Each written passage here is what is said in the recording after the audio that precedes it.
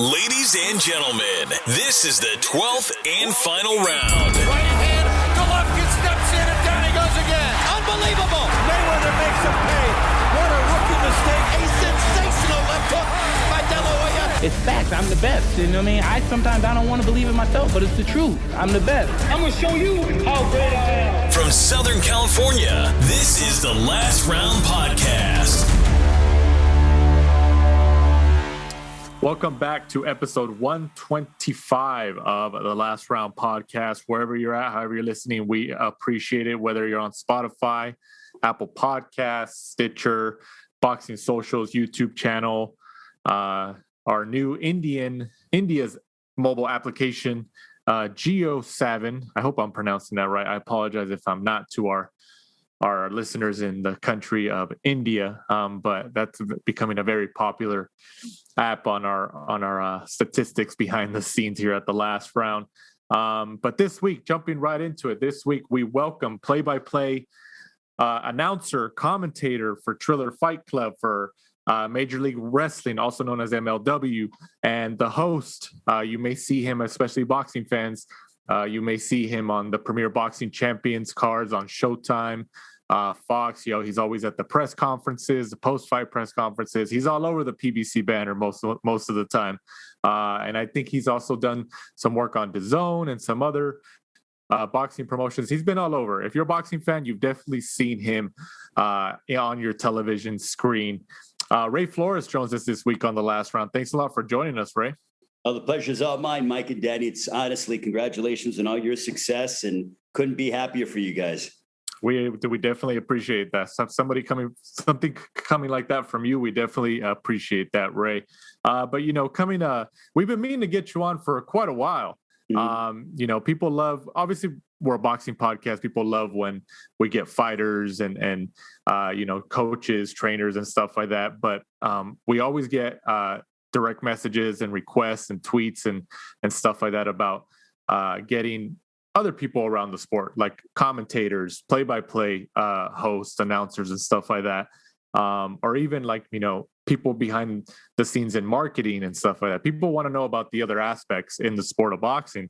And people have been messaging us. We've got maybe more than a handful, maybe 10 or more messages in maybe the last year about you coming on the show, like, hey, you guys should get Flores on. And so we've been meaning to get you on. So we're glad that we finally got in contact with you and you had some time to jump on. We definitely appreciate that. Yeah, it's the perfect week, guys. I mean, honestly, you couldn't ask. I mean, from my standpoint, it's the perfect week, and glad to be with you guys. A lot going on. Pumped to dive into so many different things. Absolutely. So let's just start before we kind of jump into some boxing questions about the sport and, what you think about certain fighters and, potential matchups or any actual confirmed matchups coming up. Let's talk about you for a little bit and your career, how you got into, this entertainment and sports and entertainment realm of this world. Did you always want to become an announcer, or what drew you to this type of career? Yeah, well, I learned early on in my life that I was so, influenced, inspired by when I grew up. So I'm a kid of 86. So I grew up watching a lot of great broadcasters. Like my earliest memories of watching boxing was listening to Jim Lampley and Steve Albert, because Lampley was HBO, Albert was Showtime. And I thought they both did an unbelievable job. I mean, obviously being from the Chicagoland area, Michael Jordan was king. So we grew up watching the Bulls on NBC with Marv Albert and, Bob Costas as the host. So I grew up watching the greats. I mean, I also grew up being a pro wrestling kid, late 80s. So listening to Gorilla Monsoon and Vince McMahon and, Jim Ross and those guys. So I was influenced from a variety of different angles when it comes to amazing sportscasters. And early on in my life, I knew I didn't have, a lot of athletic ability. So I asked my dad, I'm like, how do I make a career out of this? And he's like, well, how about sportscasting? I was like 5-6 years old. I was always an inquisitive kid. And then that's when my mind started saying all right, I can't, jump high, even at that age, right? But I wanted to do something that involved sports. So I started paying attention to a lot of that stuff. I started doing local access TV in my hometown of East Chicago, Indiana. So for old school boxing fans, if you remember the name Angel Manfredi. So Angel Manfredi, a guy who beat the late great Arturo Gatti, he was a contender at, I think, like 35-40 back in the 90s, fought on HBO Boxing several times, lost to Floyd Mayweather by second round knockout and stuff. So he was, in some marquee fights for himself. But I grew up in the same city, doing local access TV, ran into an MMA fighter named Miguel Torres. We did a piece on him. The Ultimate Fighter happened, and he was in the corner of Stephan Bonner. Stephan Bonner fought Forrest Griffin, that epic battle. So I called him up. I'm like, hey, are you still fighting locally? He said, absolutely. So I started following him around at his fights. We would film his fights and then show him a week later on public access TV to not affect the promoter getting the gates and stuff. So then that leads me to going to school in Chicago at Columbia College, MMA boxing radio show that, the school gave me because I was always talking about fighting. And then I meet one promoter, it leads to the other. And then it just kind of built from there. And, I've been involved in the fight business since I was 18. So I'm 34 now. It's about 16 years of my life that I've been involved in this business. Do you recall, because you touched on a few different aspects of announcing and commentating, such as, pro wrestling, boxing, different avenues like that. Is there one, moment in time in terms of announcing, whether it's professional wrestling or boxing, that as you were growing up that stands out on your mind? You're like, oh, I'm always going to remember that call. Like moments wise? For me, it wasn't necessarily a call, but it was more so in events. So the big event that I really remember, I was such a boxing nerd. I still am. I was so into it and just the business of sportscasting. I remember watching Chavez Camacho, the countdown show an hour before the show.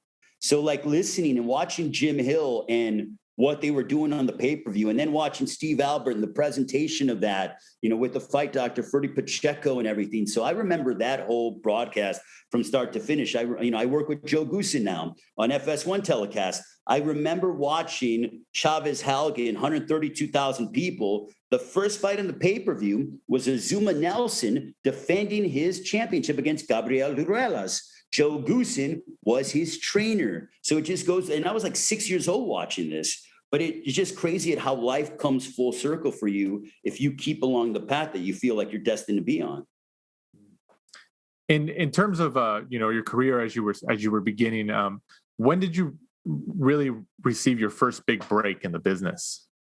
I've been really fortunate, guys, because I've gotten a lot of breaks over the course of my time. So I started off, I'll be honest with you, without the Chicagoland, Northwest Indiana boxing and MMA scene, I wouldn't be where I am today. So that's one part of my career, and I will always forever be grateful. The next part was when I was, going over, I used to go over to England to work for a promoter in England calling MMA fights, and I was the ring announcer, play-by-play man. But this guy bought my ticket, took care of my hotel, picked me up at the airport. We were doing the active channel, like Sky 4 or something like that, that stuff. So that's another big part of my career. Here in the States, though, was filling in for Joe Martinez for Golden Boy in December of 2011. So Joe came to Chicago, did an MMA show, liked my work. Him and I worked together. And he goes, hey, do you want to fill in for me? Golden Boy, we're like, yeah, we'll audition him. This is December of 2011. After that, because Joe was busy with the UFC, WEC, stuff like that, I did about 10 solo book sales shows for Golden Boy. Then in 2013, I got with Artie Pullulo of Banner Promotions. And Artie was doing fights on ESPN Friday Night Fights. I did Friday Night Fights with Artie, 13, 14, and most of 15. But it's because of Artie that I made my HBO boxing debut. I talk about things coming full circle. Here I am, 4 or 5 years old, watching Jim Lampley, Provodnikov, Matisse, my HBO debut. Buffer is in Dallas doing Crawford Delorme. Kellerman's there with someone else. And Lampley was up with Bernard Hopkins, and I was the ring announcer of Provodnikov Matisse at Turning Stone in upstate New York. December of 14, I was doing undercards of Mayweather-Maidana in 2014. This is May or September. I forgot which fight it was. Someone comes up to me and they go, can I have your contact information? Tom Brown's wife, Sandy Goosen Brown, and Tom Brown, president of TGP Promotions, Tom Brown's wife walked into the MGM, somehow heard me ring announcing undercards, because I was doing ring announcing of Mayweather undercards off TV, and was like, you need to go ahead and like, you need to bring that guy into the company. So they got a hold of me, and I did my first show with them on ESPN. Like, it was a special edition of Friday Night Fights in December of 14. Tom asked me after the show, he goes, what are you doing next week? I'm like, well, I'm available. He goes, all right. He goes, I'll see you in, Seattle next week. You're doing Showbox. He called that PBC started March of 15. Tom called me in June of 15 to start doing pressers. I got hired by PBC in July of 15 to start working ESPN fights, NBCSN, and all the FS1 shows. So, I mean, that's my career in a nutshell, guys. Go ahead, Mike. Ray, what would you say is the biggest misconception of the job that you do? Because I'm sure a lot of people just think that you just look at the card and you just read off the next fight and that's it. Yeah, they think it's easy. And the thing is that, look, what I'm doing is not like curing cancer, or I'm not a public servant, right? But when it comes to my job, especially on a play-by-play standpoint, anything I do, it's all about preparation. So you might see us on the air for about 3 hours, 2-3 hours, however long the show might be. But you didn't realize that, at least from my standpoint, I prepared for 25 to 30 hours for those 2 to 3 hours that I'm on the air, because I want to know these guys inside out. I want to listen to their interviews. I want to make my own conclusions. I watch tape because you, the viewers, deserve that kind of preparation from us, the commentators. This is how I earn my living. And this is what I love more than anything. Combat sports is what I love more than anything on this planet. It's what I was born to do. So you guys deserve me being at my absolute, maximum preparation, so I can tell you the best story possible, because you're the one who's tuning in and paying for our salaries and paying for the fighters to be able to earn their living. Does that preparation include being in front of the mirror and doing any of that type of work? No, nothing like that. Maybe early on in my career, but more so now it's about me getting in the mindset and being able to kind of figure out in my head, what are the storylines, know these guys inside and out. And then, I also make sure that, my wardrobe is good and stuff like that. And I have everything that I need in order to be able to excel at my maximum capacity. Is there, because you said you mentioned that you study a lot of the fighters past, what they've come from. So that way you can be more well-rounded in announcing them and describing what they're coming from and stuff like that, like at pressers or anything like that. Yeah. Is there one specific tidbit that stands out in your mind that a fighter maybe told you after, hey, I can't believe you knew that, or anything like that? Yeah, where some guys will say, they're like, oh man, they're like, how did you know that about me? There've been so many, or not so many, but there've been some, and it's because, especially before COVID, guys, I like talking to fighters or trainers and those around fighters, because fighters are in this whole different universe mentally and physically, because they're putting themselves ready to get inside the ring, and they're risking their lives every single time they get inside the ring. So I don't really like to talk to them much unless I feel the vibe from them, if that makes any sense, because they're in that mindset, right? So I don't, I'm like, hey, how are you? And I'm cordial, but I don't want to talk to them, because if they want to talk to me, they'll come up and whatever, but I let them be, because they're getting ready to put everything on the line. But what I do is I talk to the trainers. Hey, how was training camp this way? Or, did he do anything special, whatever? They know I'm going to keep all that stuff confidential because I'm using it for the broadcast. But a lot of times I get more in my personal one-on-one interactions, instead of being like, okay, guys, here's a fighter meeting, ask whatever you want, because people get shy in that regard. So if I can talk to a fighter or trainer on the side, I do that, and they know that I'm not going to give away any information until it's time for us to hit the air. Is there any fighter, since you have several conversations, or you're around the fighting game obviously quite a bit, and sometimes you speak to them in addition to the fighter meeting, maybe one-on-one in passing, might be small talk here and there. Yeah. Is there any fighter, or maybe any non-commentator or announcer in the boxing business who has told you, hey man, I wanted to be an announcer at one point. I kind of wanted to do what you did, but I never went that route. Yeah, especially when PBC on FS1, the new deal got going. And I had a lot of different partners on the air. And they would like, a lot of times it'd be like one of the first few times. So they're like, man, they're like, we didn't know how extensive this was or whatever. Like, Dominic Brazil was very talented, really like Dominic. He's a wonderful person. He's like, man, he's like, I knew I had to like bring my A game, but I didn't know how extensive this was.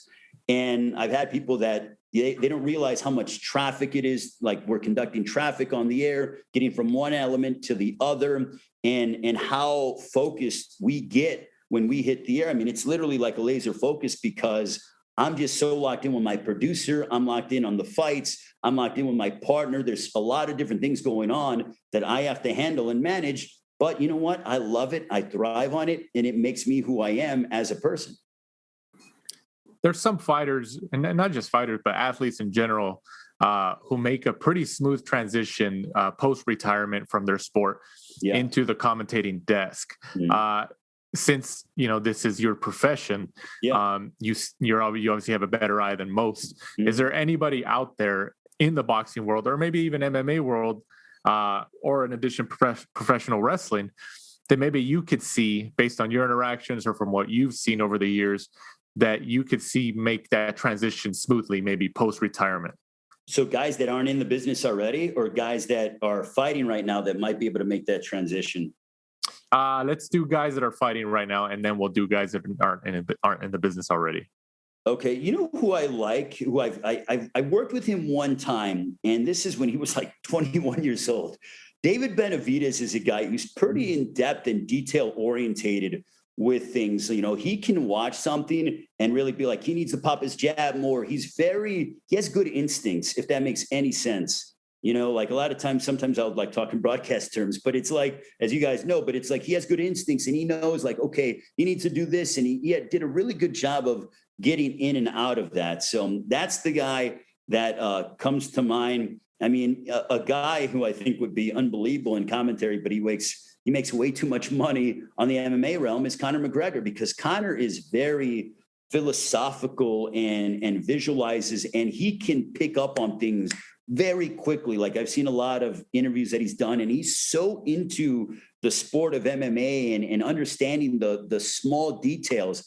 And for us as play-by-play men, I like to tee it up to my analysts so they can provide you, the audience, with those small details. Like, tell us, you've been in there, you see, you've been at the highest level. Why is this happening, or what could potentially happen? So I think, to me, those are the two guys, that Benavidez and Conor McGregor, that I think would make a wonderful transition to commentary. Ray, have you ever had, fighters fall out with you because of the way that you've called a fight? They thought you were like overly harsh on their performance?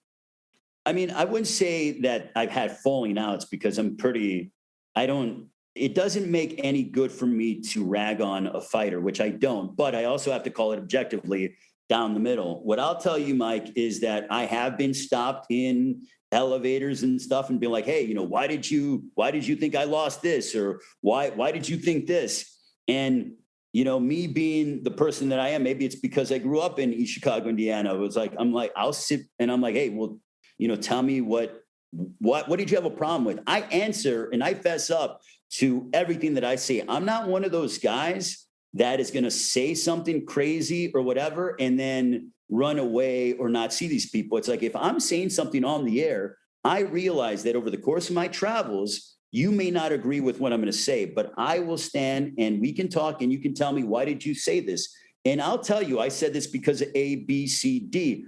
If I'm going to say it, I'm willing to stand behind it. And if you have concerns, then talk to me about it, because it doesn't do us any good for us. Number one, I hold nothing against any fighters. I respect them all because they got more stones than what I ever will in my life. And I'm being brutally honest with you. But if I'm going to criticize them or be a bit unfair, sometimes we're not always right. Tell me and I'll fess up to it.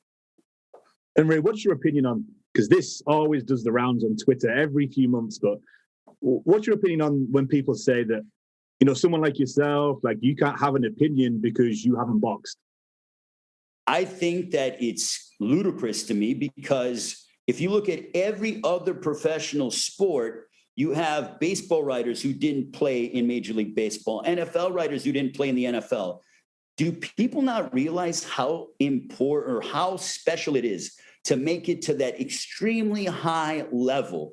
Like even as an amateur to excel at a high amateur level, it takes such an amount of skill and sacrifice and determination and athletic ability. Not everybody is meant to play in professional sports, and I'm one of them. But I've been around it enough and have had hundreds upon thousands of hours with conversations, and I've called hundreds of fights all over the world, guys, knock on wood, been very fortunate and blessed that I can make a determination based on what I'm seeing because I've been educated by some amazing people and legends in the business.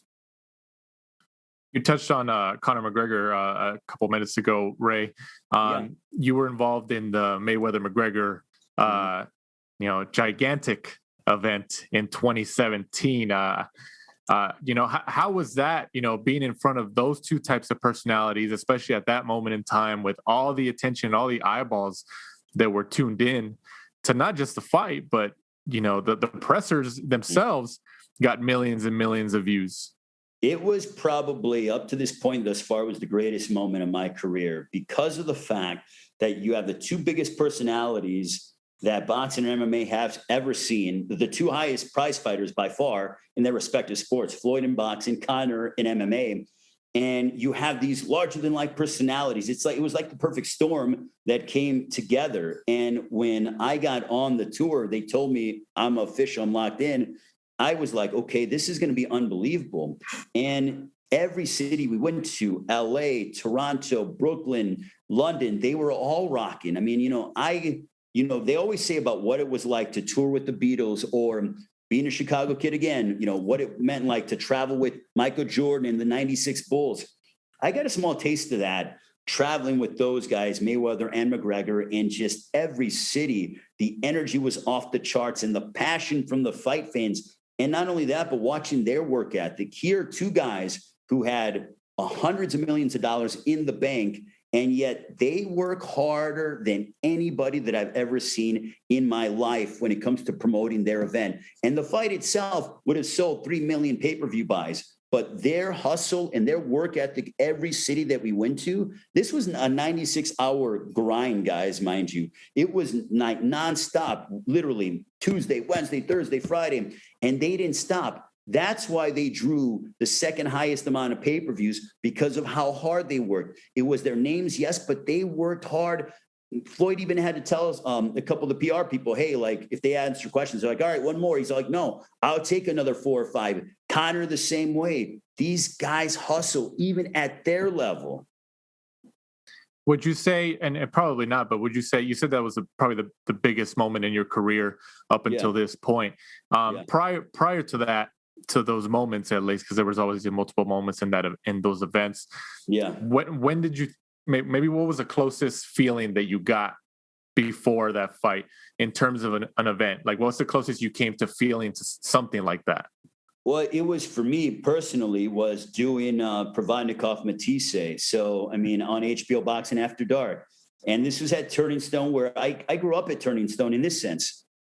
My first 3 or 4 Friday night fight shows was at Turning Stone in Verona, New York. So that place is very near and dear to my heart because that's where I grew up, when Joe Tessitore and I was working with Tessitore and Teddy Atlas and Bernardo Osuna, guys that are unbelievable and so talented at what they do and marquee names and have been in this sport for a long time. So that's where I grew up on TV in many aspects at Turning Stone. To be able to work an HBO show, the place was sold out, was rocking the styles of the fights. Prograis-Redkach comes straight forward. Matisse comes straight forward. Having Jim Lampley, the guy that I look up to most to anything in this business, throw it up to me in the ring. Like that was the moment where it was like, man, this is unbelievable. And here I am being a young kid. And now he's throwing it to me inside the ring. Like it was nuts. Jim, you mentioned Jim Lampley. He's obviously legendary and not just the sport of boxing, especially in the sport of boxing, but in all of, announcing, commentating, and combat sports in general. He's obviously been out of the game for a couple years because of HBO's, exit from the boxing business within the last couple of years. But a lot of fans have been expecting him to come back. Then the pandemic hit, so that kind of put a halt on things. So, there's kind of been rumors here and there. He's kind of said something in interviews that he's still interested. Yeah. Would you like to see him come back? And if yes, where do you think he fits in best? I think if Jim wants to come back, then, he should come back. If he doesn't, then, he has created he's created a legendary career. I think that Jim Lampley, without a doubt, hands down, will go down as the greatest play-by-play man in the history of combat sports. And that's boxing and MMA, hands down. So I look at it two ways. One, if he comes back, hey, it's great to see Jim back doing his thing, et cetera, et cetera. But the way I look at it, a little bit on my standpoint, if he doesn't want to come back, guess what? Guys like me, the younger generation, I feel like I am a direct descendant underneath his way of thinking and his preparation, the passion that he had on the air, his moments that he called that were so vivid. It's up to guys like me to continue what he did for us, because he set forth this amazing foundation and he paved the way for us. The same way another guy who I comment on quite a bit, Bernardo Osuna, he paved the way for us too. I'm Hispanic. He paved the way for young guys like me. So Lampley and Bernardo Osuna are guys that paved the way for me. So if Lampley doesn't want to come back, that's okay, because I am willing to take that kind of the professionalism, the attention to detail, the passion and everything, and sort of follow in his footsteps. I'll never be even close to that, even one half of that. But the way that he approached the sport is how I will carry myself throughout the course of my career. What was your favorite team combination during the HBO years? Because obviously Lampley's been the staple in that commentating team, the consistent staple in that commentating team for several years. But he's had some different partners over the years, Manny Stewart, Max Kellerman, Roy Jones, kind of all kind of going back and forth. What was your favorite, I guess, trilogy of commentators during that time? So guys, I'm such a big, boxing savant that I'll go back on YouTube and try to find old HBO pay-per-view broadcasts from start to finish, because I want to see how it is like. I was watching Oscar De La Hoya, Fernando Vargas last week, the entire show, really seeing how they, just to, pick up on little nuances and stuff. But my favorite team, Jim Lampley. So I would have to say James Brown at the desk, James Brown or Bob Costas at the desk, either or. And then Roy Jones at the desk with James Brown or Bob Costas. Then in the commentary team, you got Jim Lampley, Larry Merchant, his ability to relate and give a historical significance, and then Emmanuel Stewart, who I think is one of the greatest trainers, if not the greatest trainer of all time. So Manny, Larry, and Jim on the commentary for HBO. Is there this is a question that I got from somebody earlier today when I told them that you were coming on. Is there a specific moment, and like for me, my example is a specific moment during, especially, going back to HBO Boxing.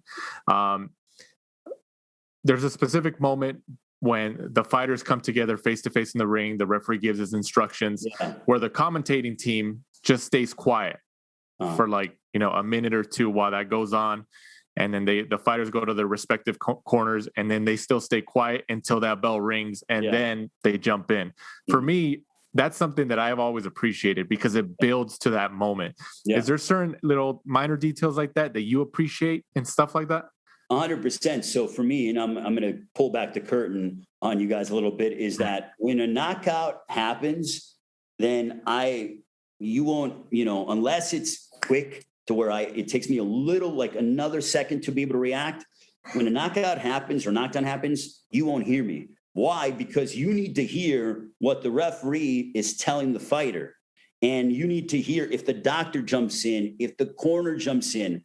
How are you going to understand that and hear that if I'm talking over the moment? So I let the moment be, and then I will make my determination on if I should jump in or if my analyst jumps in. That's how we go ahead. But when a knockdown happens, that's when I lay out. And that's my moment that I am very cognizant of and stuff like that. But I know exactly what you're discussing, because Larry Merchant on those big fights would always wrap it around in storyline. He'd be like, is this going to be, a battle, or is it going to be a boxing match? Like the Spartans did it and whatever. Like that's what Larry would do. And as a young kid, I'm like, what is he talking about? As an adult, I appreciate it a lot more.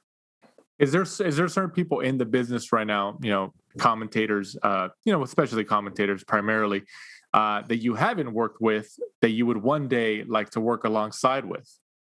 That I would want to work with? Let me see.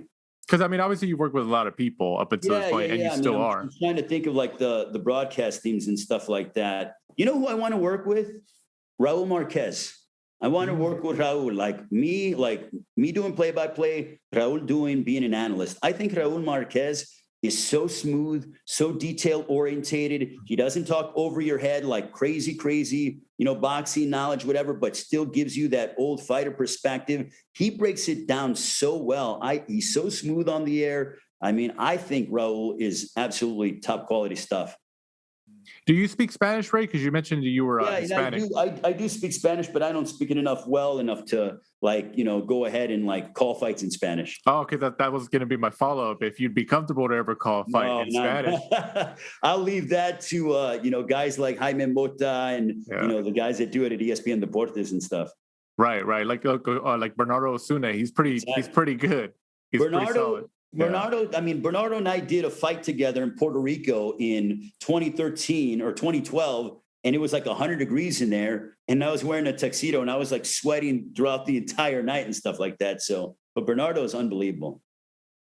And then, in terms of, I guess the fights that are happening or have happened, and I guess looking forward, is there any of them that you're looking forward to?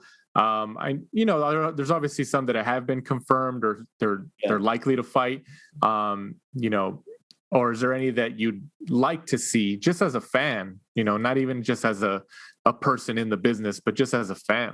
So, I'm excited about all, and I don't mean to sound cliche, but I am excited about all fights. You know why? Because I don't like to judge a fight until after it happens. So some of the greatest moments in our sport have been from quote unquote mismatches on paper. And you're like, oh my gosh, like, how are you going to miss that? So I try to watch everything if I can. Like I got my DVR and everything else or highlights on YouTube. I try to watch everything. Fights that I want to see.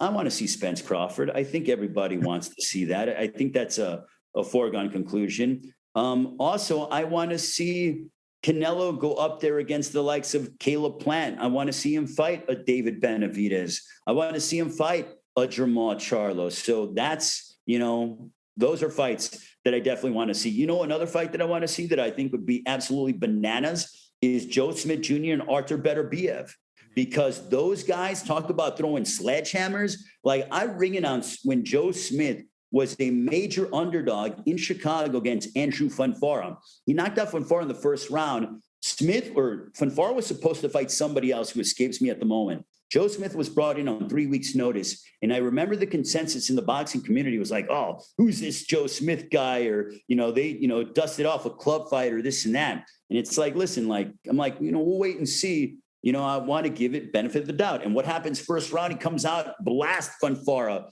like crazy, and then finished him off. And it was like, oh my gosh. And then he kept doing it again. He knocked out Bernard Hopkins out of the ring. Mm-hmm. I think it was Bernard Hopkins' last fight. So, guys like that are moments that have stood out in my career. But yeah, I want to see Joe Smith and Arthur Beterbiev as well. So give me that fight because it'd be unbelievable. So you touched on Joe Smith Jr., who's actually he just fought this past weekend in a majority decision win over Maxim Vlasov. Yeah, this was for the vacant WBO light heavyweight title that Joe Smith now is the holder of. Initially, do you believe this was a controversial decision? Because if you kind of follow social media, especially boxing Twitter, some people believe it was a little bit controversial. No, I thought Joe won the fight. I thought he did enough to win it. And, it was, he did enough. And then what happened in the 9th round, are you kidding me? Like, I know that Carl Moretti and Bob Barra and Joe DeGuardi were going crazy. Well, I understand why. Because they had every right to be upset with, what happened in the 9th. So, I thought Joe did enough to win the fight. I don't think it was, I've seen controversial decisions. I've read a lot of controversial decisions. That to me was not controversial. And also the fact that how cool was it? I don't know if you guys saw the video of Joe Smith presenting the title to his longtime trainer. I thought that was so selfless. Like here, Joe had his moment. The moment that he's always craved for. And what did he do in the dressing room? He gave it to his trainer and said it meant the same, if not more, that his trainer was there with him than him winning the title. So, I mean, it just furthers the legend of Joe Smith, you know? You know, you mentioned how Joe Smith probably his most, I guess, would you call Fonfara or Bernard Hopkins his most high-profile win in his career that really gave him the attention? So to me, I would say the one where people were like, whoa, who is this guy is Fonfara. So I would say that that's second. And the one that really put him on the map to say, oh man, like this is a dangerous dude is when he knocked Bernard Hopkins out of the ring at the Forum in Los Angeles. It was like, okay, you know, we'll see if he caught lightning in a bottle against Fonfara because look, Bernard Hopkins is brilliant. I mean, I've sat and talked with Bernard and he's always cordial with me. And I've learned a lot from Bernard, but Bernard Hopkins was not going to hire or fight a killer in what he thought was going to be a retirement fight. So he probably didn't even know what Joe Smith was capable of, but he found out. Now, thankfully, you know, he's okay from that, but still, like, Bernard Hopkins is a businessman. You think he would have brought in a young, hungry contender that could punch? He was like, all right, he beat Fonfara. Well, Fonfara could be limited if you think about it in some ways. So he brought Joe Smith in, and then he learned quickly that, you know, Joe Smith was for real. You mentioned Joe Smith and Artur Beterbiev, which would be just a collision course. You know, do you think, because what a lot of people are surprised when I've had conversations with people about Artur Beterbiev, that they're surprised when they hear his age. He hasn't really been on the big scene in the sport of boxing for, you know, several years. It's only within the last few years he kind of found his notoriety. Do you think, especially, you know, like it affected all fighters during this pandemic, do you think that might affect Beterbiev, especially because he is on the older side in boxing terms? I don't think so, because Beterbiev's getting better as he's getting older. I mean, you know, I remember watching Beterbiev, you know, probably 6-7 years ago, because Yvon Michel, his promoter, I think they're still his promoter. They have, especially in the early days of PBC, they did a lot of co-promotions. So a lot of Yvon Michel fighters were fighting on PBC cards and stuff. So I got to see a lot of the fighters that he has within his stable. Beterbiev was one of them. And you saw progression with Beterbiev, but it was like something in like 2017, 2018, where he really started to kick it into that next gear. And there were a couple fights in, I don't know, I forget the year, like 2015, 2016, where he was doing well, but he wasn't blowing the doors off everybody. And people had that standard because he was wiping out guys, and then he let them hang around a little bit. And then in like 2017, 2018, he started blowing people away again. And it's like, whoa. And it just became this avalanche of new fans because, you know, boxing's on ESPN and stuff. They're like, oh my gosh, like, who's this Beterbiev guy? And, you know, et cetera, et cetera. We've known about him for a long time, but he is getting better as he gets older. It all depends on the mindset and what these guys do, because you're going to notice that guys, you know, especially as they're moving up, who did the work during quarantine and during when COVID was happening, who stayed in shape, who kept themselves prepared and ready to go, because now as things are opening up, we're going to get fights a lot more frequent. We're busy. We're headed towards a busy spring and a busy summer. Absolutely. Yeah, definitely a busy time coming up in the sport of boxing. I want to pose this question to Mike before I pose it to you, Ray. Joe, you know, we're talking about Joe Smith Jr. and Artur Beterbiev. You know, what, you know, kind of break it down for me. How would that fight turn out, Mike? It would be amazing. It would be a great fight. It's going to be in the middle of the ring, and it's just going to be like that little game you get as kids where there's those two boxers just stand in the middle and they just punch each other. That's pretty much what it would be like. I think Beterbiev just maybe too skilled. You know, I think Joe Smith he's got a good story. He looked a little bit limited. I thought the Vlasov fight was probably a little bit closer than I kind of expected it to be. Beterbiev didn't look too good in his last fight when he fought out in Russia. He knocked the guy out, but he kind of looked like he could have taken him out earlier. Maybe he wanted rounds. Sometimes that is the case because obviously he's been off for a while. I think Beterbiev, though, would just be too big, too strong, and kind of old man him, in the ring, with his amateur pedigree and, his professional ranks. But, I'm pretty sure it'll be definitely a fight-friendly fight. What do you think, Ray? I think it would be just pandemonium. I mean, these guys are going to come out center of the ring, and it's like whoever is able to be the last man standing is going to win that fight. And that's a fight that needs to be held with fans, and a lot of them. You know what I mean? Like, hopefully everyone's getting their vaccines and moving forward, whatever the case may be. But that's a fight that needs to be in a great fight town with a sold-out crowd, not a seat to be had. And hopefully we're getting to that point because they would produce a classic, however long it's going to last. But man, it would be such fun violence that we would be watching between those two, because neither man wants to take a step back. And then especially, that another man has the same ability to tear your head off with one shot. They're both going to really want to test each other's wills inside that ring. So hopefully that's the fight that we get next from both of them. Do you think that Beterbiev and Joe Smith Jr. are essentially 1 and 2 respectively in the light heavyweight division? Yeah. I mean, as of right now, it all depends on if Canelo wants to jump up there. Like, Canelo's the best pound for pound fighter in the world today. And I don't think that, it's like Canelo and then everybody else. So it's like Canelo needs to have his own, like, sort of rankings because he's number one by far. So if Canelo goes up to 75, then you got to put Canelo up there in the top 3. But yeah, 1 and 2 right now, Beterbiev and Joe Smith. Do you think, you mentioned Canelo being number one pound for pound at the moment, Ray? Do you think this is the first time? Because we've had this conversation on a couple episodes in the past, especially the last month or two.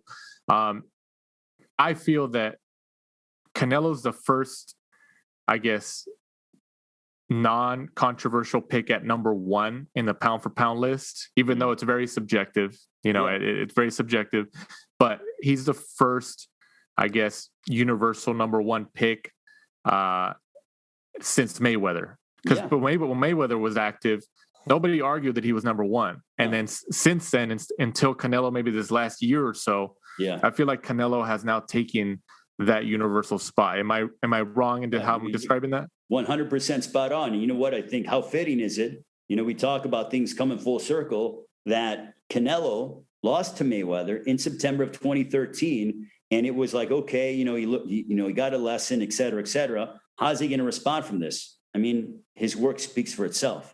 I mean, this dude continues to fight the best of the best. And I know how people, like, I've heard, the rumblings on social media. Oh, well, he's picking his guys, this and that. It's like, listen, you try going up in the weights that he's been able to do and fight the top guys, or even if the guys are maybe not number 1, but what if they're number 2, number 3, but they're still a world champion? What, you're going to look down upon that? How can you do that when he's going up to 75? He fought Kovalev, starched him, wrecked him. It wasn't easy, but he knocked him out. Then he goes to 68, and then he was at 60. Fought Golovkin twice. It's like, what more does this guy have to do? I mean, seriously, like, he needs to be, without a doubt, the number 1, and he's getting better. And that's scary. That is scary for the entire sport. I don't remember a Mexican fighter that has his slickness compared to what he demonstrates in the ring. He used to be a come forward fighter, punches and bunches, wear you and had that big right hand. He's developing so well, using his feints, using his head movements, getting better footwork, getting faster, attacking the body more. It is cerebral what Canelo does every single time he fights. This is for both of you two. Do you think Canelo's been forgiven by the Hispanic community for dropping the title when he fought Triple G? Because I knew some people at my work, they were kind of like, no, he can't do that. Mexican fighters don't duck people. I mean, I would say so. I don't think, there's such a buzz now when Canelo fights. It gives me, I think he's starting to make his way to being sort of those Mayweather vibes. Like, you guys remember when Mayweather would fight, that the world would stop, and people from all walks of life wanted to see that. Now, I don't think Canelo is there right now, but I think he's on his way to getting to that level. So I think that the fans have forgotten. And with the kind of fighters that he's been up there against and winning world championships in multiple divisions, I think people are like, all right, that was in the past, and now let's see what's to come. And Canelo wants to be active. I mean, that's another thing that I think endears him to fight fans all over the globe, not just Mexican fans.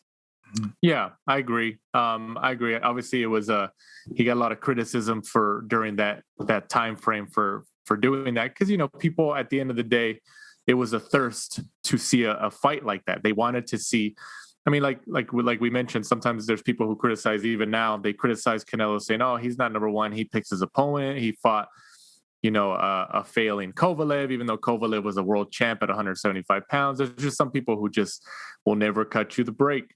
And I guess the only way you can come out of that hole, so to speak, is to keep fighting the best and keep creating your legacy. And I think Canelo is doing an excellent job on that. And like Ray said, like I'm just repeating what Ray said, he's getting better and better, and it's scary. It's scary for the whole sport, especially for the people between 160 and 175 pounds. Yeah, absolutely.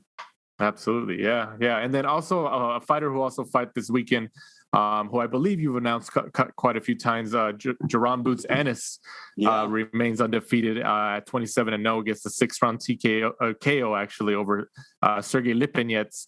Lipinets was down in rounds 4 and 6, and he got a couple shots in against Ennis. Ennis definitely felt the power, but he obviously responded well and got the W. What'd you think about his performance, and where does he go next? Unbelievable. I mean, like, I know I've used that word a lot, but I mean, it's the truth. I mean, Ennis my goodness, he has such amazing skill in that ring, from heavy hands, great hand speed, intelligent boxing. He's got, big power shots. He's accurate with his punches. He is selective with the punch that he uses. He gauges distance well. He uses head movement well. Not only that, but he has flash inside the ring and outside the ring. I like his outfits. He's cocky, yet he's humble. And he is so in tune with who he is as a human being. And he's only 23 years old. That's the thing. This guy is only going to get better. And I can't wait to see what's next for him. What do I want to see next for him? Look, Sean Porter and him, I think, would be unreal. Him and Yordenis Ugas, that's fine with me too. Him, Jamal James, I'm good with that too. I mean, line him up. I mean, I think that he is one fight away from fighting the big dogs at 47. Now, from a business standpoint in boxing, he's probably 2 or 3 fights away. But from what I'm seeing in terms of natural ability and the package in which presented to me right now, as you asked me here on April 13th, 2021, I think he's ready. One fight, of those guys that I mentioned, like that second tier of champions. So like, you have the interim champion, the regular champion. He's ready for that second tier of guys, or those number one contenders, the Sean Porters of the world. I think he's ready for that level. And then, depending on what happens with Spence, Crawford, Pacquiao, then line him up. If he's successful with his next fight, line him up for those guys. That's where I think Ennis is right now. Somebody who just recently fought, who's been, I guess, in type of a parallel conversation with Boots Ennis is Virgil Ortiz Jr. He just fought and gained the most significant win of his young career, against Maurice Hooker. At this point, how they're both progressing, they're obviously both progressing in an excellent manner. They're doing really, really well. They're, impressing everybody who's watching them. When do you could you ever see them down the line fight each other in a mega fight? And, as of right now, even if they fought, let's just say next month, who would you favor? I mean, I'd favor Ennis. I'd favor Ennis by a lot. And here's the thing. That's no knock on Virgil Ortiz, because I think Virgil Ortiz is super talented. I think he has such a fan-friendly style. I think that he's resonating with the fans, especially in his hometown of Fort Worth, and that Dallas area is buzzing. Man, is it hot down there for boxing talent. I mean, Texas is really making some major waves in boxing. But I favor Ennis because I think Ennis is more the complete fighter. Against Virgil Ortiz, I think that Virgil, I mean, it was mightily impressive that he finished off Hooker in the 6th round, if I'm correct, right? Didn't he finish him off in like the 6th, or was it later than that? I believe it was the 6th, right, Mike? No, yeah, I think you're right. Yeah, I think it was the 6th. So it's 6th round. So my whole thing is that I pay attention to, like, I really want to pick apart a performance. I think Ortiz got hit a little bit too much against Maurice Hooker. And there's no knock on Virgil Ortiz because Maurice Hooker is a bad dude. Former world champion at 140, aggressive style, comes in shape. But I think Ortiz got hit a little bit too much when, if you look at it, it was a similar opponent, maybe a little bit more durable in Lipinets, but Lipinets was also aggressive, comes forward, athletic, likes to throw punches and bunches. Ennis got tagged, but not to the caliber that Virgil Ortiz got tagged. And then I think that Ennis also has a higher ring IQ. But again, I'm just comparing. It's like I'm comparing 1A to 1B. So I want to let your listeners know and your viewers know, I'm not like saying Ortiz is bad at all. I'm just saying, like, this is the level that we're talking about, like that 1% air, that rarefied air at 147. So I think Ennis moves his head better. I think he's faster. And I think he uses his distance better than that of Ortiz. But you know what? Over the next, year or two, Ortiz can improve even that much more. Either way, sign me up. If that fight could happen tomorrow or next month, I think it'd be one of the best fights that we'll see in boxing right now. Like right now, and they're only going to get better. Can you imagine 2 years from now? Oh my gosh. Right. Absolutely. Another welterweight who actually fought this past weekend too was across the pond in Mike's native land. Conor Benn also remained undefeated, improving to 18-0 in his first round stoppage over Sammy Vargas for the WBA Continental welterweight title.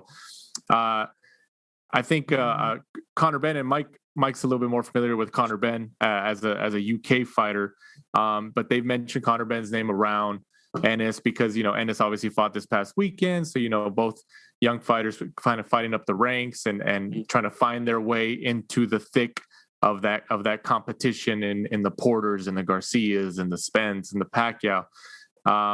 Before I ask your opinion on a Conor Benn, Ray, Mike, I want to ask you what you thought about this fight and his first round stoppage over Vargas. Obviously just on paper, is an amazing stoppage.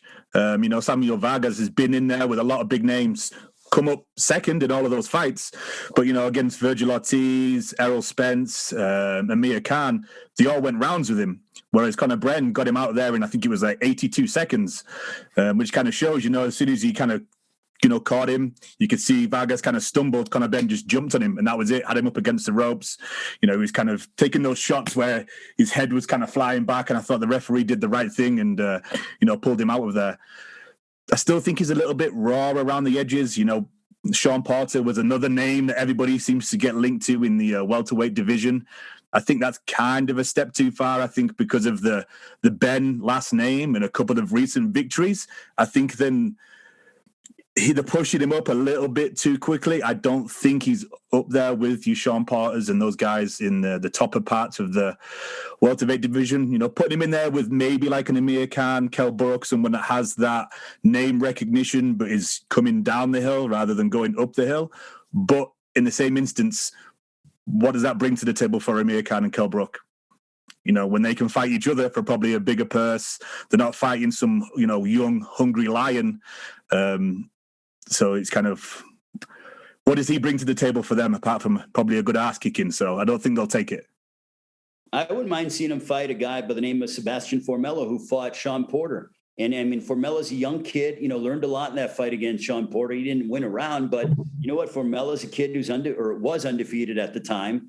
And, hey, look, he's young, he's hungry. He's coming off of the loss at the hands of Porter. Put him in there with Conor Benn and see if Formella can, and even though Formello doesn't have punching power, but still, Formello was proved to be durable against Sean Porter. What would Conor Benn do to him, or how would the fight play out? I think that'd be an interesting matchup, especially at this level of where Conor Benn is in his career. He fought him last fight. Oh, you did? You did, yeah. No, you fought him. Yeah, you fought him last fight. Sorry about that. I lose. My bad. Good shout though. The matchmakers thought the same thing. Yeah, it's like thinking, it's hard for me to follow everything, guys. So let me put it out there like that. So. Absolutely. No, we'll give you a pass for that. I'm sure our listeners will give you a pass for that. It's not a big deal. Also on that card from the Copper Box Arena in London, this was on the DAZN card. Savannah Marshall proves to 10-0 with third round knockout over Maria Lindberg. Marshall retains her WBO middleweight title. Marshall's name is being thrown around with Claressa Shields. That's the fight that people want to see. They're talking about. Claressa's obviously hasn't been shy about posting on social media and in interviews that she wants to get paid by Eddie Hearn. It's not that she's shying away from Marshall. If you were able to catch the highlights or catch this fight, what do you think about Marshall's third round knockout performance? And what's the perspectives of going forward about a Claressa Shields fight, in your opinion? I thought Marshall looked really good. I think she did what she had to do because, her and Claressa Shields going back and forth, and Eddie believes a lot in his fighters, which he has every right to because of what him and, his entire group have been able to do. Look, they put their fighters in great positions to excel. And then if they win or lose, then they go from there. So I want to see a Shields Marshall fight, but one fight here, one fight in the UK. I'll let them hash it out as to, what location is first. But I think that fight needs to happen. And also Claressa Shields, she's doing MMA. She's doing MMA, I think June 10th, if I'm correct, somewhere around there, with PFL. So, she's starting to split her time, but I still would love to see that her fight against Savannah Marshall. And, let's see it, let's see the 2-fight deal happen. And, if they have to do the first fight in the UK, I think Claressa Shields has no problem going over there for the first fight. At this moment, who do you think is the favorite in between that matchup, Ray? Because I think earlier in their amateur career, and I forgot exactly when, but I think Marshall has a win over Claressa Shields. So that obviously adds to the potential narrative of a potential fight that could add to the marketing campaign of everything. But at this point, now that they've been professionals for quite a while, who do you think is the logical favorite? I think a slight favorite goes to Claressa Shields based on what I saw in her last fight against, Dakar, Eve Marie Dakar, because I'm starting to see more athleticism out of Claressa Shields. I know she didn't get the knockdown, but she staggered Dakar a few times, but I'm starting to see some MMA-like tendencies because she's sitting down in her shots more. She's more explosive. She's more athletic. And that comes from, training for wrestling and doing the whole, part of combat sports, the wrestling, the jiu-jitsu, all that stuff, the kickboxing that she's working on with Mike Winklejohn and Greg Jackson down there in Albuquerque, New Mexico. And, they do a wonderful job with their fighters from an MMA standpoint. And you saw explosiveness out of Claressa Shields based on the angles, based on the pop behind her punches in the fight back last month on pay-per-view. So I would give the slight edge to Claressa Shields based on athleticism. And also, I think Shields is mightily brilliant inside that ring. And she has that chip on her shoulder because she lost to her in the amateurs. So I agree with you, Mike. I would give not Mike, Ray. I'm sorry about that. I give the slight edge to Claressa Shields as well. But Mike actually gives the edge to Savannah Marshall. And I want Mike to tell you why he believes that. I think she's an all-round better boxer. I think her shot selection's better. She's heavier-handed. I think if you put on a video split screen of both of them fighting, I think side by side, you would point at Savannah Marshall and say that she's an all-round better boxer. She's slicker, moves up and down a lot better. I think at times Claressa just kind of relies on the fact that she's bigger and stronger than a lot of her opponents. She doesn't have that pop, where Savannah Marshall, she hasn't exactly fought a lot of people with winning records, but I think she's like 10 victories, 8 KOs, which is unheard of in women's boxing. I think the only thing that she might have against her is she's doesn't seem overly confident at times. So I don't know whether Claressa Shields could get into her head, play the mind games, and which could go against her because she seems quite timid, quite quiet person.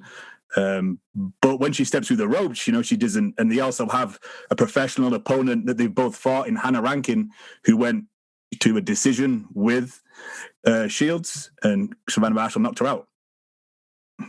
I mean, I think styles make fights. So it all depends on when the fight is, where it is. And then, you can start to factor in those intangibles as to who the favorite should be. But, like I said, I give a slight favorite to Shields. But in my opinion, odds maker wise, it better be a pick'em fight when it's announced. If that fight happens, if not, you're going to get a slight edge. It's going to be like something so small, like maybe minus 115 or something that, slim when it comes to how the odds makers have this fight handicapped.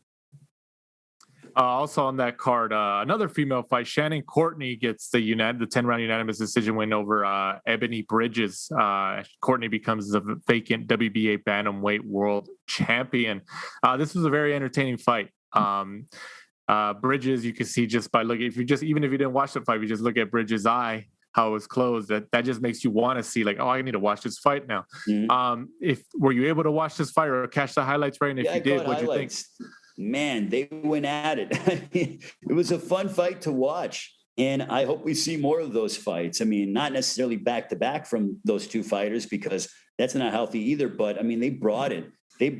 And people were talking about them. And, even in a loss with Bridges, I think people want to see her fight next and who she's going to fight next. And with Courtenay, she had a loss early in her career. And, she came back and put on a performance like that. So I think it just goes to show that just because you lose in boxing, that's part of combat sports. Not everyone's going to be Floyd. Not everybody's going to be undefeated, and everyone's trying to protect that goose egg and stuff like that. I like gambles like this, and I think both fighters come on a lot more popular because of that fight and them mixing it up compared to if they would have won a boring decision either way. So you mentioned, Ray, how how Bridges, obviously she took the loss this past weekend, but even though she took the loss, she came out of it better than she was, I guess. Massively, absolutely. Yeah.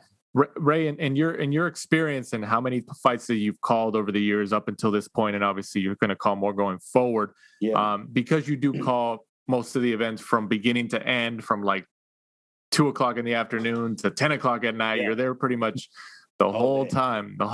So you see all the fights, whereas some people just watch like the last 2 or 3 main events, co-feature and stuff like that. Yeah. How many times of your career have you seen maybe a fight of this, similarity where the losing boxer comes out of it better than they were before the fight? No, I mean, I've seen it many times. I mean, even when Lipinets lost to Mikey Garcia, right? And he lost in San Antonio, and it was like, oh, he lost his world title, he should be sad and this and that. Yeah, he was sad, and it wasn't fun for him, but he put on a really a good performance. It's not like he was totally outclassed and this and that. I mean, he went out and, he gave his best. He just lost to the better man that night. I mean, if we had the mentality of protecting the goose egg and being so overly cautious, we would have never had Arturo Gatti. We would have never had Mickey Ward. Barrera lost to Kennedy McKinney, if we remember that, guys. I mean, Morales, we would have never had these legends that we have seen in boxing. It has to change. And being undefeated is special. And I give them all the credit in the world for those that do. But just because you lose doesn't mean you're finished. That's why when people talk about Deontay Wilder, oh, he got starched by Tyson Fury, this and that. It's like, yeah, I mean, he lost and Fury was the better man that night. But to say he's finished is ludicrous, because I can go down the list of fighters that have come back after devastating losses and, oh, how's he going to recover? Canelo did pretty good after losing to Floyd Mayweather. Golovkin has done pretty good even after losing to Canelo. I mean, why is there this unfair expectations that you have to be undefeated? I mean, I think it's ridiculous. Looking at the fight, you can, for any up-and-coming boxer, male, female, they need to look at what Ebony Bridges did. Literally, like a year ago, she was 2-0, 3-0 in Australia. Nobody knew who she was. That just shows you the power of social media, that she managed to get the attention of Matchroom. She managed to get the attention of Eddie Hearn. Just using social media, she talked her way into a WBA bantamweight, world title fight off the back of just being very, very PR savvy. and people need to understand that. That's part of the game. You need to be a good self-promoter. She just used what she had. Anyone coming through, you just think of a gimmick, if you're funny, if you just want to do crazy things, that all sells. And look at what she's done. She got into the fight, came out second best, but gave a really, really good account of herself. And Matchroom guarantee will use her again. Well, Mike, even to piggyback off your point, everything that you just said about Bridges, look what Jake Paul's been able to do. Right. He's 2-0 and he's headlining his first pay-per-view. And the thing is Jake Paul, he goes, man, he's even said on his social media, he's like, I'm 2-0 headlining my pay-per-view. Goes, he knows what it is to make and create a reaction either for the better or for the worse. Plus, he's training with some quality guys, BJ Flores, J. Leon Love, guys have been around the sport their entire lives. He's with good people. Everything that I hear from training camp down there with Anthony Durrell and stuff that, I called Durrell's fight when he had the draw against, Kyron Davis. And, he said, he goes, hey, man, this kid can really pop, and he's, growing, and he's only 24 years old. He's got a wrestling background, and he's making people pay, or, he's getting people to get so amped up about his fight that you're going to pay to watch him either win or lose. He's only 2-0. Can you imagine if other younger fighters thought with that same type of marketing strategy to be like, even though I'm 3-0, I'm going to market myself and I'm going to really push my fight instead of just being like, I'm going to show up, I'm going to fight, and then everything else will do the talking. Well, yeah, you got to handle business in the ring, but there's also another big part of what it is to be a prize fighter. The key word is prize fighter. You're fighting for a prize. The more money that you can generate, the more people, the eyeballs that you can generate, the more money in your pockets for you and your family. Fight for a prize and do that extra little bit of work because it'll pay off tenfold. Like you just touched on earlier in the interview, Conor McGregor, Floyd Mayweather. You were saying how hardworking they were. They understand the business, and that's why they are where they are. Exactly. And again, all it is work ethic. They're not, you're not being asked to, perform brain surgery. It's just like, hey, like maybe if you want to shut down interviews the week of the fight, I understand. But over the course of training camp, when, people want to be interviewed or whatever, like do as much as you can to get your name out there. If there's a fighter that you want to compete against, talk about it. Let the people know, because, promotion, podcasts like you will talk about it on social media. And then that's how the ball gets rolling. How did Mayweather-McGregor start to become a thing? Because of the fact that Conor, I think, called him out, or Floyd said, if there's one guy would come out for, it would be Conor McGregor. And Conor was like, wait a minute. Okay, here we go. And and look at it. Like, are you kidding me? Just by words. So a fighter who's actually fighting this weekend on the 17th, the Saturday, from the Seminole Hard Rock and Casino in Hollywood, Florida, on DAZN, defending his WBO middleweight world title is Demetrius Andrade, 29-0, as he goes up against Liam Williams. Before I get your opinion on that matchup this weekend, Ray, Demetrius Andrade, even though he has a world title at 160 pounds, where you have a Canelo, you have a Triple G, you have a Charlo, he seems like he's the odd man out. That he can't land one of these big names like a Canelo, a Triple G, a Charlo. We talked about fighters marketing themselves like an Bridges or putting Conor McGregor, Mayweather, kind of putting yourself out there. What does Andrade have to do to get that type of attention? He's starting to talk more. He's starting to get out there more and stuff, but it's a process, right? So, you've seen it over the past, 9 months to 12 months out of him, but I don't think he was always like that. He was kind of more quiet, more subdued. You're starting to see more personality out of him. And I think he's with the quality promoter, Eddie Hearn, Matchroom Boxing. They're going to put him in positions to succeed. He just has to go out and handle business. And now he understands that he has to be at these fights. And I think after Canelo beat Callum Smith, he was there, or it was at Yildirim or Smith, maybe both. He probably went to both. I think it was both. He had him on, and he was, ripping, Canelo and stuff like that. Now he's starting to do it. But if he would have been able to do it 2 years ago, maybe he would have gotten a fight with Canelo and been able to upset Canelo enough, and there would have been enough interest to be able to generate that fight.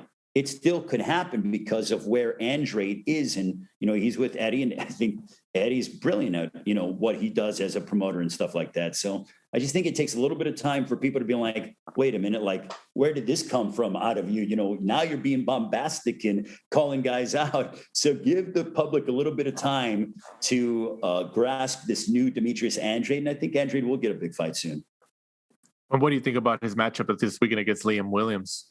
I mean, I haven't, honestly, guys, I feel bad, but I haven't looked at that fight because of, my obligations. But Listen, Andrade is stylistically so tough to deal with. I mean, I remember he was co-promoted by Joe DeGuardia and Artie Palulos. I remember working for Artie, and Artie, had him around and stuff like that. This dude is smart. He uses his distance well. He's got a slick jab. I mean, he can, box your ears off 9 times out of 10. And I think he fought Willie. I called a fight in 2015 when Provodnikov lost to John Molina Jr., and he beat Willie Nelson. And Willie Nelson, if you guys remember, was a guy that beat Tony Harrison, very tough, very tall, has power. And Andrade made, I think he stopped Willie Nelson. And Willie Nelson was the epitome of a gatekeeper, right? And, Andrade just did what he wanted with him. So I was like, man, this is an aggressive Demetrius Andrade now. So Andrade just stylistically is tough to deal with. Mike, what do you think? You think Liam Williams has a better shot than people think? I think he's probably better than a lot of the American fans believe. But Ray just touched on, I think Demetrius Andrade is definitely the slicker, more skillful boxer. I think the only chance that Liam Williams really have is to catch him. It really is just to catch him. Apart from that, I think we'll see the usual. Andrade just kind of, sweeps home on points. Williams has a decent chin since, moving up in weight and changing gym to Dominic Ingle. He seems to have found his knockout power. So if he catches him, I could see Liam Williams taking it. But if you told me to put a bet on, I would probably go with Andrade probably sweeping him on points. Right. Yeah, that seems like the safe bet. And as we round the corner here towards the finish line on this week's episode of The Last Round, just like we touched on a little bit earlier, Jake Paul returns back to a boxing ring from the Mercedes-Benz Stadium in Atlanta, Georgia on Triller and also on Fight TV pay-per-view as he goes up against the MMA world's Benn Askren, who's making his boxing debut. What do you think about this matchup, Ray? And in addition to that question, now that we're kind of on the fast track here with Triller in this boxing world, and kind of putting on these types of fights, I wouldn't even call them fights. They're entertainment events. Mm-hmm. They're sports and entertainment events. Yep. What do you think about the matchup? And then what do you think about Triller and their plan as a whole? Well, first of all, guys, I am so excited and I'm honored to be a part of Triller Fight Club. I believe Peter Kahn is the director of boxing for Triller Fight Club, and you're not going to find a nicer and more down-to-earth and passionate person a part of boxing than what Peter Kahn is. I think the entire team that they've assembled, Snoop Dogg with his passion for boxing and combat sports and everything he brings to the table. This is a movement that is happening with Triller because I want everyone in boxing to do well. And I think that they feel the same way. But this is a little bit of an alternative to what you're typically accustomed to. And not to say that there's anything wrong with that. I like all forms of how boxing is presented. Every network I watch or that I work with has a different look and a different style. And that's great. That's important for the business. Triller is the same way. You're going to see boxing shot in a different way. You're going to get top level entertainment acts. I mean, Justin Bieber, are you kidding me? This guy will sell out 100,000 seat places in non-COVID world, in 20 minutes. And here he's performing, Doja Cat, Major Lazer. The list goes, the Black Keys. It's unreal at the level of entertainment. And then on top of that, you have Jake Paul, kids who's 2-0, who's really looking to make a statement. And I know that people are like, oh, why is he fighting Benn Askren? I do fights all over the country and have for a long time. And I'll tell you that even if you're a 5 or 6-0 prospect, I can't tell you how many times I'm calling a fight, and in the bio sheet or in the fighter meetings, we learned that the opponent that the 5 or 6-0 fighter is competing against, even though he has a record of a boxing record that's like lopsided, meaning like he might be 3-6 or 3-7, he's a former MMA fighter. He also is an MMA fighter. Okay, so let's look at Paul-Askren, former MMA fighter, making his pro boxing debut, Bellator champion, top 5 UFC contender. Jake Paul is only 2-0. Like, hello, like, it's not like he's 10 or 12-0. He's not saying he's Vasily Lomachenko ready to fight for the world title. He's like, okay, you know, I went ahead, beat Nate Robinson. I beat a YouTuber before. Now I'm fighting a real fighter. Okay, after that, then we'll see what's next for Jake Paul. But Paul-Askren is no easy task because Paul-Askren has succeeded in every form of combat sports that he's excelled at. Now, will he be able to do that in boxing? We'll find out Saturday night on pay-per-view. You know, as a boxing fan, probably the fight I'm looking forward to in terms of competitiveness and you know, technique and all that is Regis Prograis and Ivan Redkach.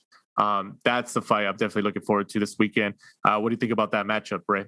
Fun fight. I mean, man, I know both guys very well. I mean, I remember when Regis Prograis fought Julius Indongo, and I was ring announcing on Showbox at the Deadwood Mountain Grand in South Dakota. Or we were in South Dakota. We went to Mount Rushmore, you know, the morning of the fight. So I remember Prograis from back then. He has a great trainer, Bobby Benton, and, you know, Aaron Navarro as well. You know, Ivan Redkach looked tough, durable. You know, the guy's going to come in shape. He's going to come forward. You know, he comes from the Ukraine, so that Ukrainian school of boxing, took Danny Garcia the distance in January of 2020.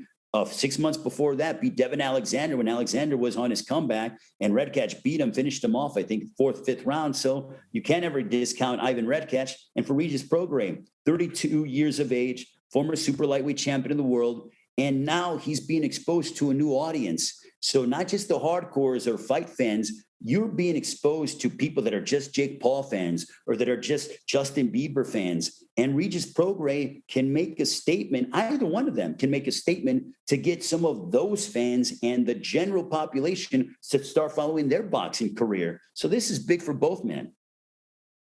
Mike, what do you think about the matchup? Regis Prograis, I think, should take it. You know, I know he's had a little bit of time out the ring. I think he was kind of hoping that he could jump onto a bigger fight, you know, because after that great fight he had with Josh Taylor, like we touched on earlier, like even though he lost, he came out of that fight with an even more enhanced resume. I think he was kind of scratching around, hoping he could talk himself into an Adrian Broner fight. That didn't obviously come to fruition. So, you know, he's now in there with Ivan Redkach. But Ivan Redkach is always in a good fight. So, you know, I think this should be really, really good. Is it at 140, 147? I think it's 140 to my knowledge. I mean, I could be wrong, but at 140. And Prograis coming off of the win over Juan Heraldez. If you remember, Heraldez was undefeated on Halloween night, and Prograis went out there and just blasted him. I mean, he literally punched holes right through Heraldez. And Heraldez is the same guy that beat Jose Miguel Borrego, who Borrego was like 19 or 20 years old, and he was like 14-0 with like 12 knockouts. That was on the undercard of Mayweather-McGregor. But so it's like I use the process elimination that, you know what, Prograis win over Heraldez. People are like, oh, ho hum. It's like, no, like Heraldez, he's a very talented fighter, and Prograis just obliterated him. Right. Yeah, he's good to watch, and he's a good interview as well. So he kind of knows the business. I did wonder, because I know he was talking about going up to 147 because, you know, him and Mo Hooker were supposed to fight, but they couldn't. One of them wanted it at like 144 pounds, and I think Prograis was saying, no, I want it at 143, and the fight ended up getting scrapped. So I was wondering what weight it was going to be at. Yeah, and then the pandemic hit, so it was even, right. It was rough. Do it at 154. Yeah. Maybe. Also on that card, Steve Cunningham returns and goes up against also another MMA legend, and Frank Mir. What a lot of our boxing fans might know, maybe if they're casual MMA fans, Frank Mir gave Brock Lesnar the first MMA loss of his career. So that's why a lot of people might recognize the name. What do you think about in general, Ray, of these boxing and MMA fighters kind of going at it in with boxing gloves?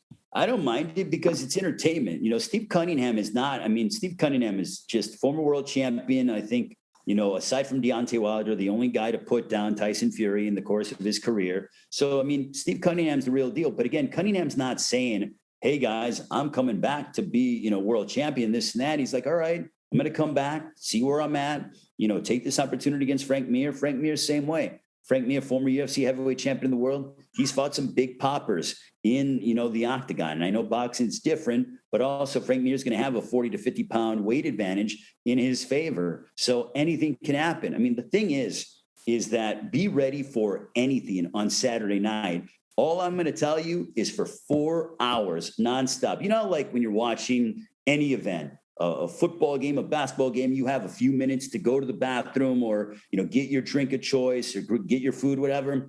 For the 4 hours that we're on the air on Saturday night from 9 o'clock in the evening Eastern time to 1 a.m, it's going to be nonstop action and entertainment. If it's not action inside the ring, it's going to be entertainment on the stage or even across of both. So just be ready for anything, guys. It is going to be a wicked show on Saturday night. It's a hybrid of like boxing with entertainment to all these different celebrities around and stuff like that.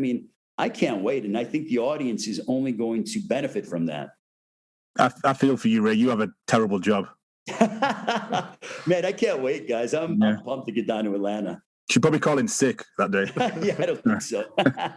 Ray, what was your reaction? Because when Triller's I guess an infant on the scene, but they kind of they're trying to make a big splash, especially in the boxing world. But what was your reaction when Ryan Kavanaugh showed up at the Lopez Kambosos purse bid, kind of out of nowhere, and just outbid everybody who was there, Top Rank, Eddie Hearn? Because I guess before that point, a lot of people thought, oh, Triller's kind of in it more for the entertainment aspect. Yeah. They're going to do YouTube fighters and stuff. And then Ryan Kavanaugh comes in and bids over $6 million for that fight and kind of pretty much shows the boxing world and tells the boxing world, hey, we're in the boxing business. We're gonna put on some good fights. What was your reaction when you first heard that news? Talk about the surprise of the century, because nobody could have predicted that.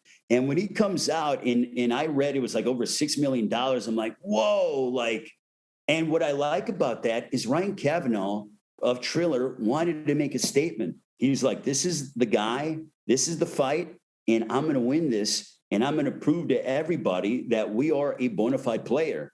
And boy, oh boy, did he do that with that resounding offer. And I love it. I don't know if you guys, occasionally I'll watch, but with the WWE, the Money in the Bank briefcase, and they come in and cash in for the world title. That's what Ryan Kavanaugh did, was like, wait a minute, I got an envelope, I got the briefcase, and everyone's like, wait a minute, what? What's going on? And man, I think it's great for the sport because it raises everybody's level that much more. I love the fact that there are so many different promotions and networks invested in boxing, because if one network isn't on their A game, then the other one has to raise their level and everything else. Everyone has to be at their best, because if you're not, the fight fans are like, okay, we can go to this network. We can go to this promotion. We're going to follow that and support that because they're not bringing their best. That's what I love about this. Boxing is in such a healthy place right now, and it's only getting better. Ray, without giving too much away, have they kind of told you, because obviously you're signed with Triller, how many events we may see this year? So all I know is what has been announced is that we got this one on Saturday night on pay-per-view. Then we go June 5th with, Teofimo Lopez and George Kambosos. And I learned while watching the press conference with you guys, when De La Hoya went up, whatever, I'm like, oh, guess I'm working July 3rd now. You know what I mean? Okay, cool. Spending July 3rd calling an Oscar De La Hoya fight. I think I'm going to be enjoying my 4th of July weekend pretty well there and stuff. So, I know that we're doing 3 fights over the next few months and stuff. And guys, it can't come soon enough, because I'm telling you, the production level behind this is going to be something that you've never seen before when it comes to boxing. Ray, did you ever think in your wildest dreams you would be calling Oscar De La Hoya and Evander Holyfield? Never, but you know what? It's like, man, again, things come full circle. I watched Holyfield growing up and remember him and his epic fights with Riddick Bowe. And I mean, Oscar De La Hoya was such a part of HBO Boxing. And I think one of the greatest sequences of all time was when Jim Lampley was calling when De La Hoya had Fernando Vargas hurt. And over the course of those 30 to 45 seconds, Lampley was absolutely masterful. And I think he ended it with, he could get the most satisfying moment of his career if he stops Fernando Vargas. Pause, Cortez or whoever the referee is stops it. He did it. Oscar De La Hoya, his most satisfying victory. That is like some stuff that my head exploded. Like how my head is on my shoulders after listening to that. That is masterful stuff. Like you will never, that's like Michael Jordan in the air against Magic Johnson and doing like that as he's gliding in the air and doing it upside down and hitting the layup. Like that's how good that moment was in boxing. So I'm pumped to be able to call a De La Hoya and a Holyfield fight. We appreciate your time. Ray, we know you're a busy guy, especially the next 3 months. They definitely got you booked up. So we definitely appreciate you making time for us here at the last round. Before we let you go ahead and, plug your social media. Obviously you got Triller Fight Club this Saturday, everything you got upcoming. Go ahead. The floor is yours. Oh, I appreciate it, guys. So I got, MLW, depending when this airs, MLW every single Wednesday on YouTube, BN Sports. So check that out, 7 Eastern, every single Wednesday. Saturday, Triller Fight Club pay-per-view, Jake Paul, Paul-Askren, Justin Bieber. It's going to be unbelievable. A wonderful star-studded cast that are on the show there. Tuesday, I'll be calling PBC on FS1 in Los Angeles. Not familiar on the time on that one, guys. Pumped about that. The PBC staff do a wonderful job, TGB Promotions. And then next Friday, I will be calling the Jaime Munguia Demetrius Ballard fight on DAZN alongside my good friend Sergio Moro. So that'll be next Friday. So Saturday, Wednesday's MLW, Saturday Triller Fight Club, Tuesday FS1, and then next Friday on DAZN, calling Jaime Munguia Demetrius Ballard. Looking forward to seeing one of the best middleweights in the world in Munguia perform and get inside the ring. And then social media-wise, SBR Flores. So SBR Flores on social media. I'm going to take you guys behind the scenes at the weigh-ins, during the press conference, during fight night. I'm going to go behind the scenes. So check out my Instagram, my Facebook story. Check it out, SBR Flores, all weekend long. And, thank you guys, the fight fans, and thank you guys for doing an amazing job covering the sport. We definitely need, more passionate media members to be a part of the sport and spread the word. Without you guys, we wouldn't be able to have the platform that we're on. Definitely appreciate the kind words, Ray. And as we sign off here, Mike, go ahead, the usual, let our fans and listeners know where they can follow us. And we're at The Last Round 12 on Instagram and Twitter. And obviously join us next week. We'll be reviewing the Jake Paul and Ben Askren card, and then looking forward to the Edward Berlanga, Damon Nicholson. And we also have Emmanuel Navarrete up against Christopher Diaz. Absolutely. So for our guest of the week and commentator, announcer, jack of all trades, essentially, and Ray Flores. We appreciate you once again for coming on. For my co-host, Michael Shepard, I'm Danny Z. This is The Last Round. Thanks for supporting and listening to the show. Follow us at The Last Round 12 on social media. Rate, review, and subscribe. This is The Last Round Podcast.